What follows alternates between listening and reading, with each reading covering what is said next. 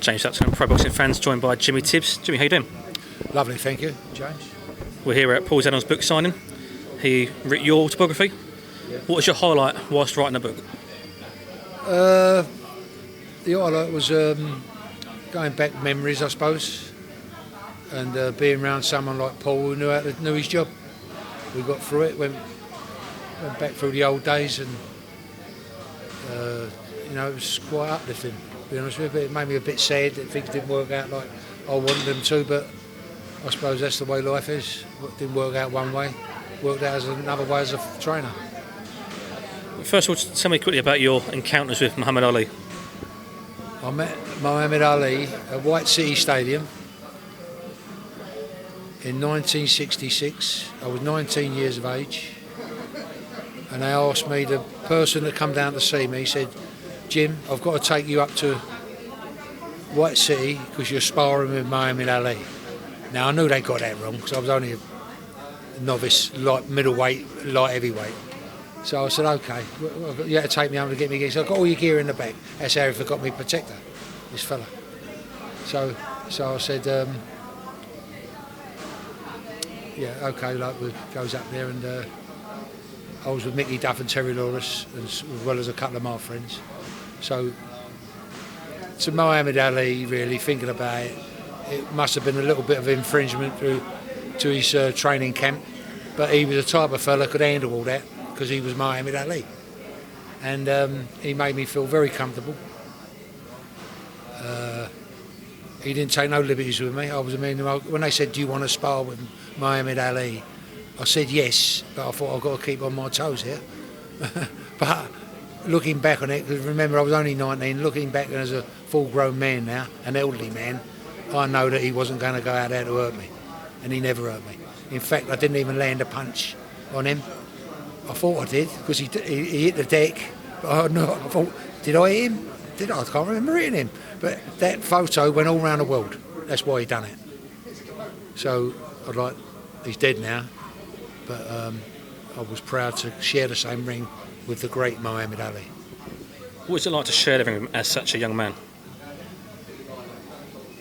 Well, it was every young man's dream come true, I would imagine, boxing person talking. To spar with the greatest heavyweight champion of the world, who didn't duck no one, and I shared that ring. And there's a big boxing book out called The Ring. I'm in that as well, with Ali on the deck. And I keep thinking, it's getting a bit embarrassing now. No, all I can say is he's the greatest heavyweight I've ever seen, with Joe Louis and all them. I compare them all together. They're practically the same, but he's one of the greatest persons and fighters that I've ever met in my life. And his team was as well. Angelo Dundee, Jimmy Ellis. I think that's all who was with him. There may have been another one man, I don't know who that was. But Jimmy Ellis, a gentleman, he lent me his cup.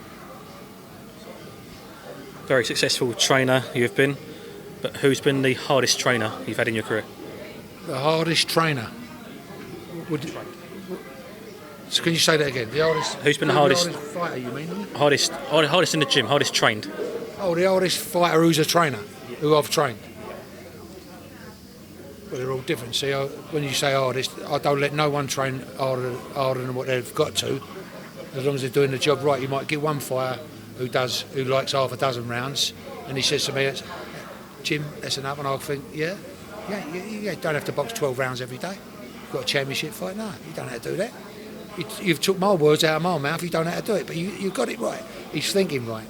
And then you've got another one who wants to do the 12 rounds. So you can't say that 12-round fighter is an harder trainer than that 6-round fighter, because he spars 6 and he wants to do 12. They've both got their different aspects of the training routine in the gym, which the trainer should have up here, knowledge in his head. What he's going to do, what he generally does, he may want to change it. You've got to have all them things and be on the ball for everyone. I hope that made sense. What do you think makes you a good trainer and so in demand as a trainer? I ain't that in demand at the moment. No, I'm only joking. Well, I wished I could have said I had this as a fighter. As a fighter, I had everything. I could box, punch, fight. But I could honestly hold my hands up now. I wasn't dedicated enough, and I feel ashamed of myself saying that, but I'm going to say it. I didn't. If I'd have trained and worked as hard as John Conte, Alan Minter, people like that, maybe I could have been British champion. Now, I wasn't going to say world, because I'd never got nowhere near that, but maybe I could have been British. I don't know, because I never got there. Was that the question you asked me? What makes you? Why do you think people come to you? Right. So dedication. So when I became a trainer, nearly 40 years ago, 1981, I thought if I'm going to do this job, I don't care who's it with, a good fighter, a bad fighter, but I'm going to do the job right. I'm going to do this right. I ain't going to let myself down or other people down, unless we get beat by better people. There's nothing you can do about that. So I dedicated my life again to training fighters, and it was hard work. It wasn't always championship fights. There's been plenty of southern area, 6-rounders, 4-rounders. Never had 4-rounders when I was fighting, but I've done 4-rounders, last on the bill and all. But I still do it because it's boxing. I ain't no different than no one else, but as I say, I give my life to it, dedicated itself, and through hard work, Mickey Duff always had a good saying, the harder you work, the luckier you get. And I worked hard. I wouldn't say it was luck. We trained out how we were going to train for the fights, and went through, got the best sparring partners not just championship fight, for all my fighters. I wanted everyone to win if they could, and when they got beat, it was generally by a better man. Looking back now, do you wish you'd stayed as a boxer longer, or do you feel like you was always meant to be a trainer? No, looking back now, I wished I had nightmares a lot. I wish I'd have dedicated myself and been a fighter, and just to prove, could I have done it? Because I could never say I was champion. No one say you would have been. Nah, you can't say that. If you ain't done it, you ain't done it. I wish I'd have dedicated myself as a fighter more. How have training regimes changed today to what they were like when you first started coaching? Oh, it's changed enormously, tremendously. They brought in strength and conditioners, dietitians, and everyone else. What do you want to name? Is that good for the game? It's a different type of people who are fighting now than when I was fighting. I mean, we didn't know what protein or carbs was in them days. If you wanted to do weight, you just ate meat and water. It wasn't right. We know that now, but we didn't know that then. My manager and trainer never said to me, "This is the way you're going to do your weight, Jim." Never. I've done it ourselves. I ain't being disrespectful to Terry Lawless because he didn't know. Like, I didn't know until I spoke to fighters how to do it. Now, when I was had to do weight, when I was a light heavyweight, I could eat and drink, and I used to take all that malt and stuff to make myself big because they thought I was going to be an heavyweight. But the only thing good he done for me, he gave me plenty of energy. I could fight all night. I never used to train like that. They got the energy to get in the ring. But anyway, it's a different routine today. Like that's what it is. And if they use these people, the strength and conditioners and the dietitians, I think it's got to be a good thing. Is there anything that you don't see these days that you'd like to bring back from when you first started coaching or when you was fighting? There's lots of things I don't see. I mean, coaching. I mean, I watch people, I don't going to mention no names. When I was an amateur, and I used to box or shadow box, my trainer would stand there, his name was Jackie Gubbins, good trainer. Now, if a fighter says he's a good trainer, and all the years have gone by, you know he's a good trainer. He used to say, "You've got a beautiful jab, Jim," and this guy you're fighting, he's got a beautiful jab. Jab him once, then let him jab. As soon as he jab, bang a right hand over the left lead, or slip his jab. Slip and hook. They slip, they don't hook. And they jab, and they don't throw it over the top.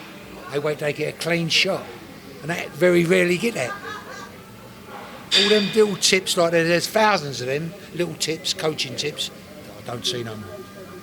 I'm not putting anyone down, because there's lots of fighters out there, but a lot more successful than me. But you ask me a question, I'm trying to answer it the best I can.